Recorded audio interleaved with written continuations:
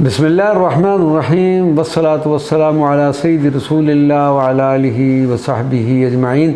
معزز ناظرین و سامعین کرام، السلام علیکم ورحمۃ اللہ وبرکاتہ۔ خلیفۃ الحق جنید الزمان حضرت حسام الدین چلپی رضی اللہ تعالی عنہ اولین سجادہ نشین بارگاہ حضرت مولانا جلال الدین رومی کا حصول برکت کے لیے مختصر تذکرہ کرتے ہیں۔ حضرت حسام الدین چلپی رضی اللہ تعالی عنہ حضرت مولانا جلال الدین رومی کی وہ محبوب شخصیت ہیں کہ شیخ صلاح الدین زرکوب کی وفات کے بعد حضرت مولانا جلال الدین رومی نے جنہیں اپنا ہمدم و ہمراز بنایا، اور جب تک حضرت مولانا روم زندہ رہے اسی شخصیت سے دل کو تسکین دیتے رہے۔ حضرت مولانا جلال الدین رومی حضرت حسام الدین چلپی کے ساتھ اس طرح پیش آتے کہ گمان ہوتا کہ حضرت مولانا ان کے مرید ہیں۔ اب حضرت حسام الدین چلپی کی ادب و عقیدت کی انتہا دیکھیں کہ ایک دن بھی حضرت مولانا روم کے وضو خانے میں وضو نہیں کیا، برف باری کے شدید موسم میں بھی اپنے گھر جا کر وضو فرماتے۔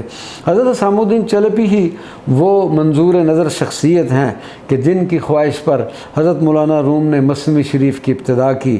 اس کتاب کے 6 دفتروں میں سے 5 دفاتر حسام الدین چلپی کے نام سے مزین ہیں۔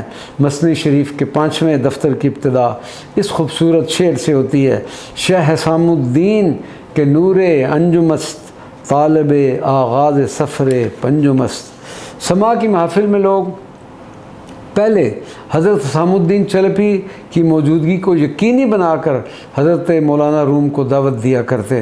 حضرت مولانا روم شیخ حسام الدین چلپی کو ابا یزید الوقت، جنید الزمان، ولی اللہ فی الارض، مفتاح خزائن العرش جیسے عظیم القابات سے یاد فرمایا کرتے تھے۔ منقول ہے کہ ایک روز معین الدین پروانہ نے بہت بڑے جلسے کا اہتمام کیا جس میں شہر کے تمام بزرگ مدعو تھے۔ حضرت مولانا روم بھی تشریف لائے، لیکن آپ خاموش رہے اور ایک کلمہ بھی زبان سے ارشاد نہیں فرمایا۔ اس روز حضرت حسام الدین چلپی کو دعوت نہیں دی گئی تھی۔ معین الدین پروانہ سمجھدار وزیر آدمی تھا، سمجھ گیا۔ اس نے فوراً مولانا سے عرض کی کہ ارشاد ہو تو حضرت چلپی کو بھی باغ میں بلوا لیا جائے۔ آپ نے فرمایا مناسب ہے، کیونکہ پستان حقائق معانی کے دودھ کو ہی جذب کرتے ہیں۔ ای سخن شیرست در پستان جان، بے کشند خوشنمی گردد روان۔ یہ بات پستان میں دودھ نکالنے کی طرح ہے، نکالنے والے کے بغیر دودھ جاری نہیں ہوا کرتا۔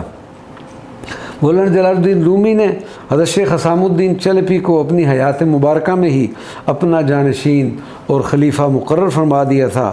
حضرت مولانا روم کے وصال کے بعد آپ 11 برس تک سجادہ نشینی کے فرائض احسن طریقہ پر انجام دیتے رہے، اور بروز منگل 22 شعبان المعظم 683 ہجری کو انتقال فرمایا۔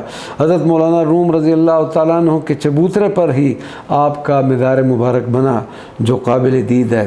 اس عظیم شخصیت کی خدمت میں ہم نے اپنا عقیدت پیش کرنے کے بعد آگے حضرت مولانا جلال الدین رومی کی بارگاہ میں پیش ہوئے۔ اللہ تبارک و تعالی ہماری ان حاضریوں کو قبول و منظور فرمائے۔ وما علینا الا البلاغ المبین۔